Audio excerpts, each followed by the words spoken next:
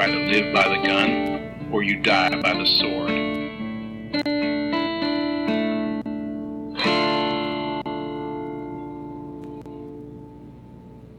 Welcome to the Good, the Bad, and the Weird MicroViews. I'm Nicho. And I'm Chris. And for the end of the month of Takashi Miike, I wanted to do something a little more recent.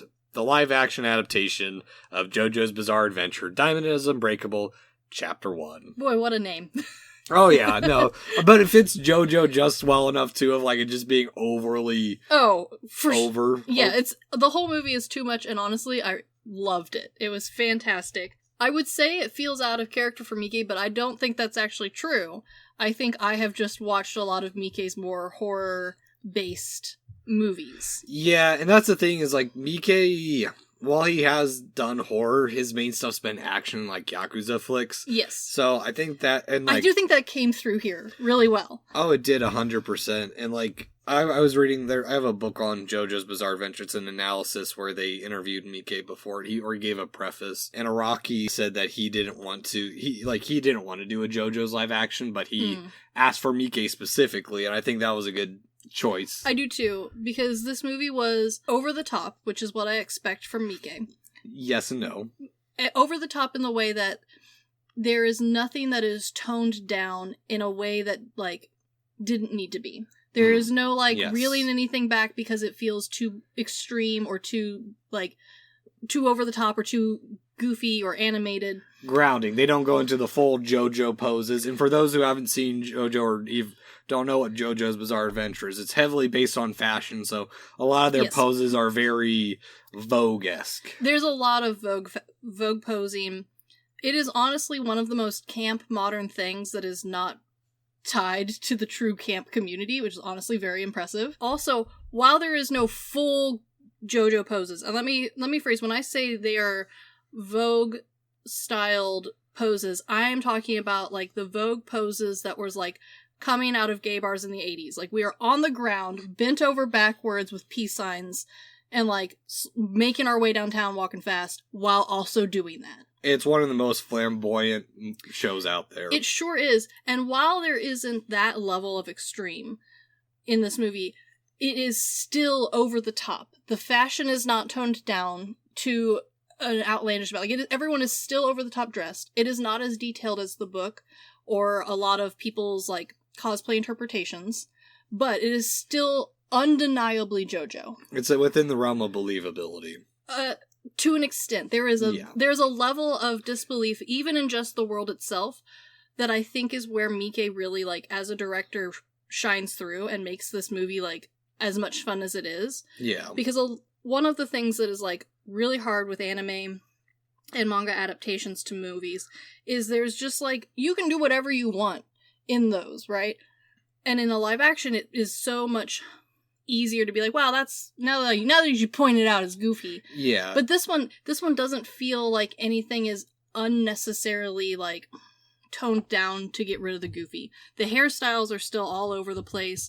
The, like, overacting that the teenage girls do with JoJo is still very much, like, encouraged, but it's all done and framed in such a way that everything feels like it goes together. No one feels like the one, I mean, other than the stands because they're supposed to be, but, like, no one feels like, wow, the wrong thing is here. Yeah, and especially with, like, Japanese live actions, I know a lot of Americans that I know have seen some of them complain about the graphics, but you have to take a step back that they don't have the same budget of, like, Battle Angel Alita. I know we talked about that. Kishiro thought Battle Angel Alita would never be made because Japan just doesn't have the budget to make a movie like his world required, whereas honestly, yeah, JoJo's Bizarre Adventure of the arcs, and for those unfamiliar, JoJo's Bizarre Adventure is about a kid with special powers who is trying to protect this town, basically. Yeah, and honestly, like, this is something else that I really appreciate. You are a JoJo fan. You have read the books. You have followed along. Most of them. I've seen the anime up through the entire Diamond Is Unbreakable arc. and I'm currently rereading so that way I can get all the details. And I will say 4 to that arc. This one obviously is the best one to do because otherwise you have to start getting further and further back. The original one, you have to go to Victorian era or pre-World War or late 1800s. And then the next one, you have to do World War II in multiple locations. Yeah. And then the third one is a long-ass trip from Japan to Cairo. Yeah, and while I am not a JoJo fan, I'm loosely acquainted with it. I know enough to be, like, conversationalist in it. I enjoy the cosplay. I have read a little bit of it. I've seen a few of the episodes here and there. You know the meme, it's me, Dio. I, of course, know the meme very well. I know the poses. I have attempted the poses. I can't do the poses. Same. But... And I know enough about the plots to, like, I would have been tipped off if, like, something had been so far out of left field that, like, it's not even the same anymore. However, I enjoyed none of this movie felt so dumbed down for an initial watcher that it felt, like, insulting to watch. No. However, I didn't need to have already read or enjoyed JoJo to really get into this movie. Exactly.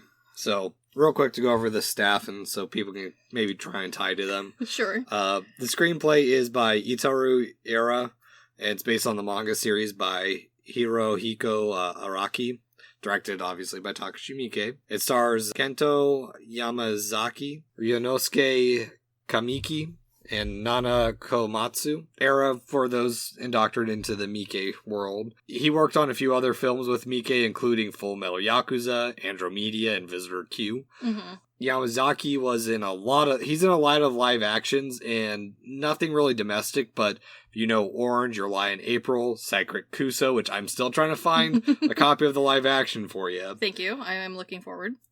Kamiki, probably stateside, is the best known for his recent role as lead in Godzilla -1. Yep, definitely recognized him. Has been in a number of other live actions, including As the Gods Will, another Miike live action adaptation. He was also the voice of Bo in Spirited Away, Tachibana in Your Name, Kiso, and Summer Wars, and more recently he was Serizawa in Suzume. And the only domestic film that Komatsu has been in that I vaguely know of because of doing a bunch of research on other movies is Scorsese's film Silence, which keeps getting brought up that at some point I'm going to have to watch it. I agree. I think at some point you're going to have to watch it. Yeah. But also through her, I found out there's a live action adaptation of Bakuman. Oh, okay. All right. Yeah, why not? I don't know. I've stumbled upon this rabbit hole in the last, 2 years of just finding random anime live action or anime and manga live actions that never get to the US, and it's kind of pissing me off a little bit. I totally understand. I had the same rabbit hole about a year or two ago, but instead of live actions, I was finding stage musical adaptations. Yep. And I can get really bad YouTube recordings, but I can't get a hold of the real thing, and I want the real thing. A musical version of some of these makes no sense, but I need it. Attack on Titan has a stage play. Yeah, I know. I need my hands on it. I think the other thing that the live action of JoJo does well is that it does play into a lot of it, where the title card animation sequence is very super anime-esque without fully going full anime intro, and also just setting everything up where it's kind of like this streambook world set in 1999. It's all mainly shot in Spain, just an FYI, which oddly works though too. It works really well because it looks like a Spain town, but everything is shot with Japanese styling. So the police station is Japanese styled, the high school, middle school, the outfits are uniquely Japanese. The police station's Japanese style. It's probably a corner magazine shop that they've just stuck a bunch of hiragana and katakana on it. No, 100%. But this set plus the costuming, because the costuming in this movie is honestly really good. Not just the stands who are known for the outlandish, over the top fashion choices, but background characters in general all feel very believable. The granddad's police uniform feels like it fits him super well. His background, his room, the granddad's room is so detailed that you really have time to enjoy it. When he's in there curling weights, you have time to look at the posters in the background of all the thank you letters the kids of the years have written him, and his little award corner, and his pictures of his family. The whole set is so detailed. The characters feel so well-rounded.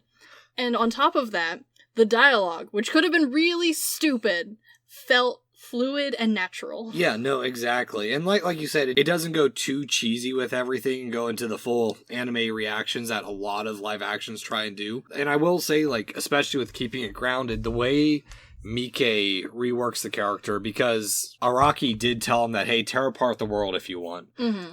But that's the thing that I appreciate, that he knew where to not tear it apart and when to, like, twist things around a little bit. Mm-hmm. Because this was obviously made with a part 2 in mind, which unfortunately we won't get. Yeah. He rearranged a lot of the characters in a way that rearranges relationships in a way that works well. Especially the girlfriend, who doesn't show up until way later on in the series, or not way later on, just a little bit later on. And she's not even a girlfriend at that point, or she's not even a girlfriend in this movie either. She's just kind of like inserts herself into the story. Yeah, but that works because that's how she does it in the... Well, and it also works because the characters acknowledge that she is inserting herself in them. They're like, yeah, she's really pushy, but like she is nice. Yeah. And like the interactions that everyone has between each other feels very grounded and real, which I think helps a lot, especially once we start getting into the CGI like superhero kind of section of the movie. Yes.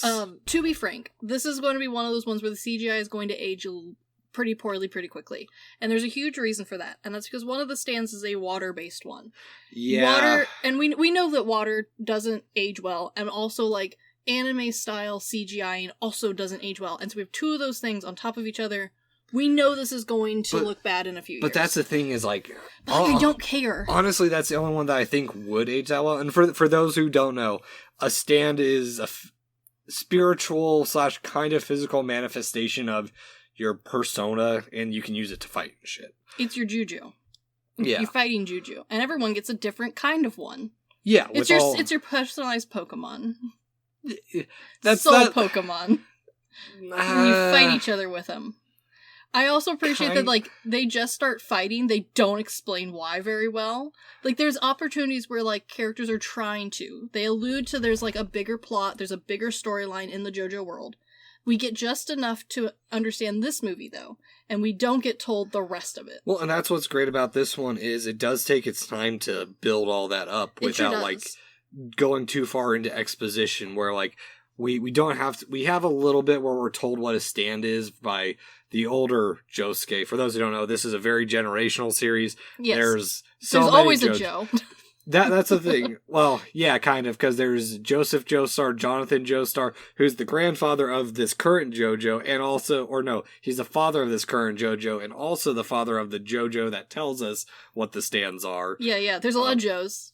But don't worry, they're all dressed so differently, you will never get them confused. But it does such a great job of showing without telling, like having to like go into extreme detail of how all this happened. We don't have to know the whole story of Dio. We don't have to know anything that came before. And we don't even get properly told how all of everyone's different powers work. We get told just enough for our main Joe to like make sense, and then everyone else is just kind of left up in the air on how it works. Yeah, well, and that's one of the things that when we first, and that's also what I like about the stands too, is we don't see them right away. No, there's that's a true. slow build. I do think there's a dumb transitional change when JoJo gets angry because they call his hair dumb. I kind of like it. I don't care for it. Like, it's the one part of like the movie where like it doesn't, because they don't use it again is the issue. If they use that same effect in transition every single time he gets mad, I'm like, okay, I get what you're doing. It's a stylistic thing, but they only do it that one time and then it's never addressed again. True. But the way they show his, and eventually even when we see his stand kind of for the first time, it's not fully either. True. And then when we do finally see it, we get to see its ability of like, hey, we already know at this point that it fixes stuff, but it also can punch a hole in people's guts, and they remember getting their guts punched out. True. There's a lot of, like, even though they kind of explain, they, like, briefly are like, oh, well, my stand's special power is time, and, like, mine's healing, but, like, they don't explain that hardly at all, which leaves a lot of room for interpretation, which works out in the end, because then there's a lot of room for, like, creativity. Well, even when he meets, even when Josuke meets Jotaro for the first time, when he fixes his hat, you can tell that he can fix it the way he wants to.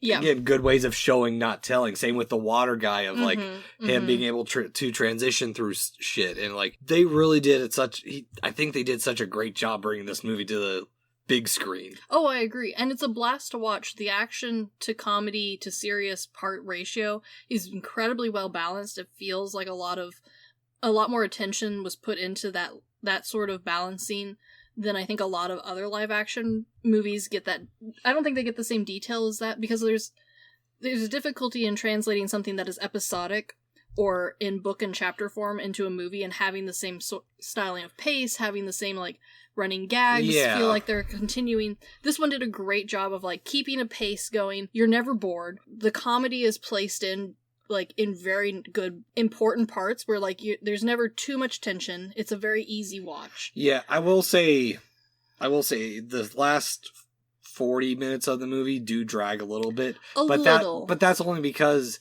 they spend all this time and it's so fast paced in the first half of the movie. True. And then they just spend the last half of the movie in a single fight. That's true. It is a little odd, but I do think that they keep the fight interesting by having a few different characters fighting. Again, you get shown, not told, how the different stance he's fighting work.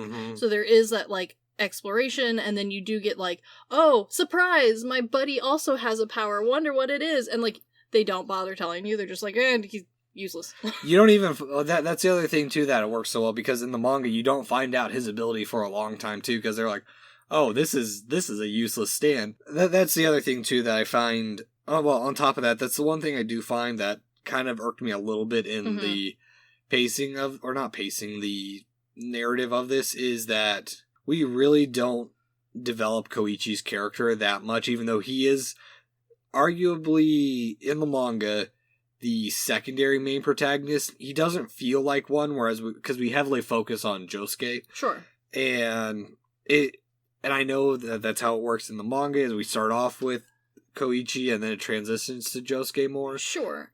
But he is so important to the second movie that I understand why they did it, because I feel the second movie would be more of an emphasis on him and his role in the world, because they do such a great job with when his girlfriend, like, her personality has like that slight change where she's like, do you recognize anything different about me? He's like, no, I don't. Wrong answer.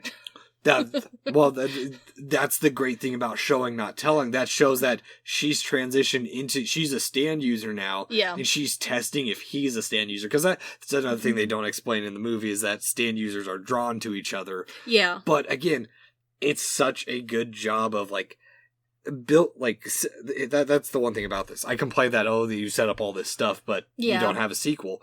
But that's the thing. This movie also doesn't need a sequel, as they set up such a good start to it all. That's completely true, and I think this is also one of the very few live actions that I have watched where when I got to the end of the movie, I was genuinely interested in going to the original stuff and watching that. Normally when I watch a live action, I enjoy it, and then I'm done with it. Like the live action Full Metal, I enjoyed it.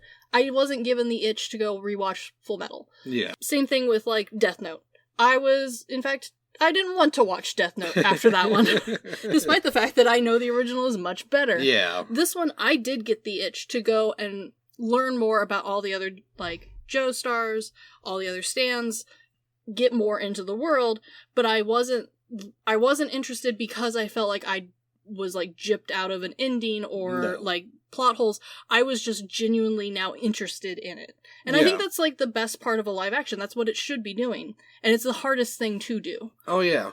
Well, and on top of that, just, there's so much that this movie does right. Like, going back to the water stand and their big battle. Yeah, which was a very cool and creative battle. It's a great, well, it follows almost exactly what happens in the manga, too. That's what's good when you have a good base work. True. And then you can do little slight tweaks here and there. But that building of that scene is such a Miike scene where, like, the water, it starts raining and you're like, okay, shit's building up. Yes. And then, of course, the sinks and everything fill up too quickly.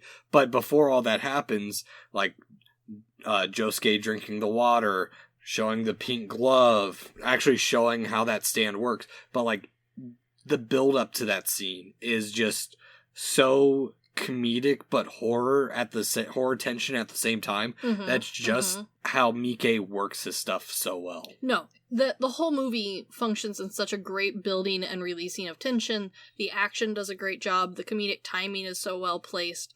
And also, like, the camera work all feels very quick. It feels like it keeps up with the action. I don't feel like I'm ever missing or, like, am awkwardly looking at something that I'm, like, supposed to be like, oh, look at the hint. I never feel like I'm being, like, crumb-led to anything. No. I feel like I'm getting to enjoy the mystery along with the main characters.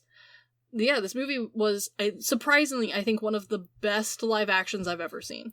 No, exactly. And that's one thing. And I watch a fair amount of live actions. I unapologetically like the Attack on Titan live action. The first part. The second part I don't care for. The first part's amazing because they just turn it into a Suitmation kaiju flick. And I'm like, you guys, it's not good, but you guys did something that was at least interesting. True. That wasn't the anime. Sure. But there's just so much little stuff to it too. Like, little things of seeing some of the name changes because Worst Company, it's actually Bad Company. Yeah. But you can't do it because that's a band name. And it's already a thing, yeah. That's the one thing with, like, the entire JoJo series is, like, it's so littered with pop culture references. A lot of Whack-Donalds. No. They're, like, one of the stands, I think it's the Stone Ocean arc, which is Jotaro's daughter. One of them is just straight up named Red Hot Chili Pepper. And when they brought it to the States, they're like, we can't do that. We gotta actually, like, be a little bit more clever at naming this. Red Hot Paprika instead. I love it. It's something like that. Or it's like Pepper Red or some shit. Yeah. But, like... I love that. That's great.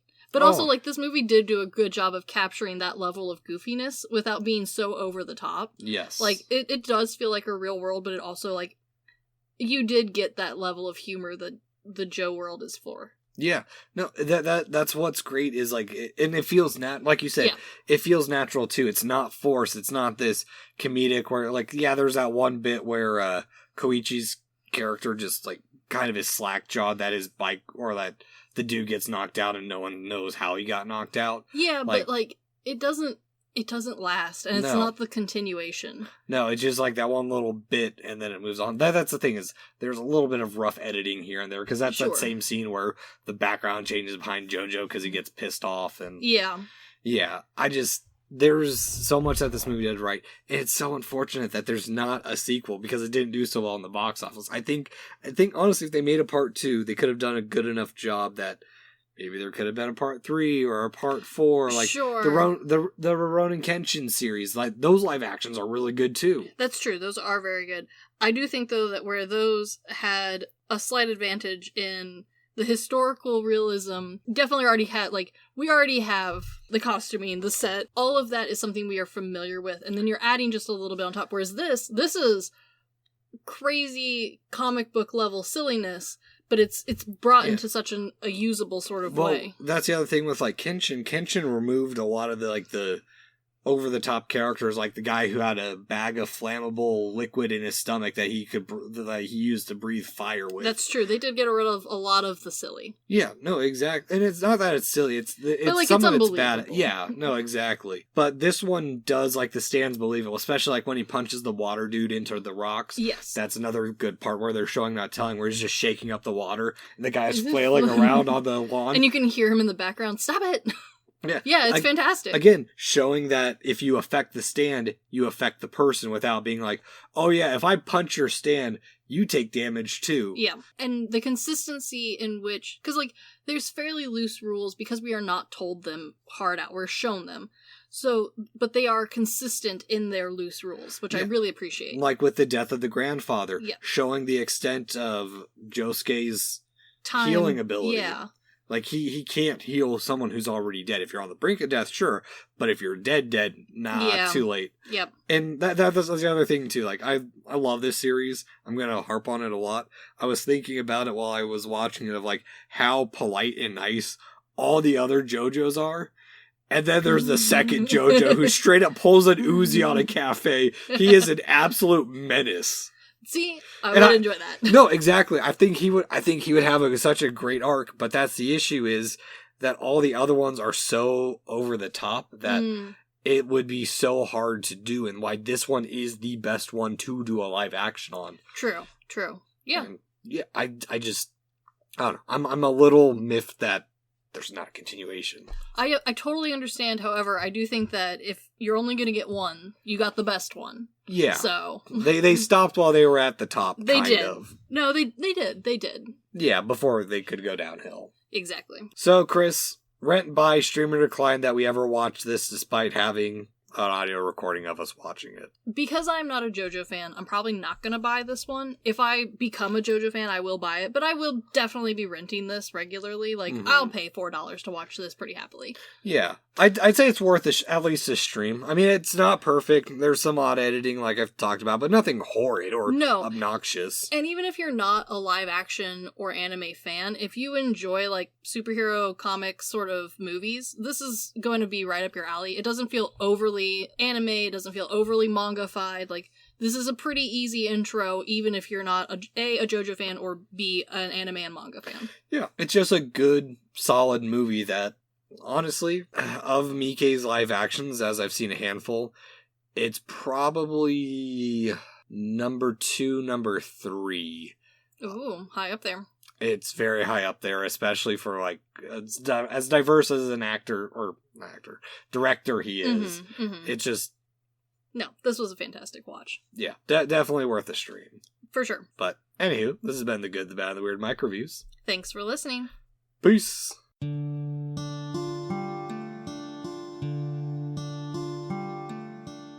Thank you for stopping by this here town of The Good, the Bad, and the Weird. We appreciate your listenership, and if you want more of our takes in your life, feel free to check us out on social media at The Good, the Bad, and the Weird Podcast, or TGTBTW for short. As well, if we missed a fact, your favorite part of a movie, or just have a suggestion and want to reach out and say howdy, feel free to email us at tgtbtwpodcast@gmail.com. And feel free to join our Discord at The Good, the Bad, and the Weird Podcast, where we talk about movies, just share random banter here and there. And always, check out our podcasters, streamers, or any other content creator we shout out in our episodes. We really appreciate it. And as always, thank you for listening. Peace!